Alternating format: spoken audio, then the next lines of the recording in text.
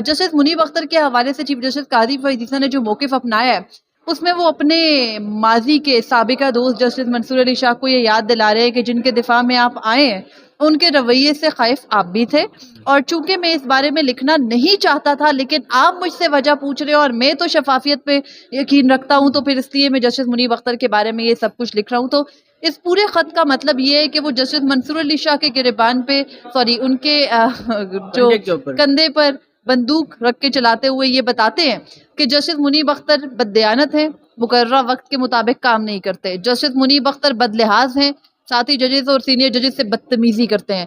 वो कहते हैं कि जस्टिस मुनीब अख्तर जो है वो ना सिर्फ ये नहीं करते, बल्कि उनको अपना आराम ज्यादा प्यारा है। तो वो गर्मियों की पूरी छुट्टियां भी गुजारने चले गए। भाई, गर्मियों की छुट्टियां आप खत्म कर देना अगर आपको बहुत एतराज है। फिर सेकेंडली वो कहते हैं कि जो गर्मियों की छुट्टियां गुजारने के साथ justice Munib Akhtar urgent cases की जो है वो समाअत नहीं करते।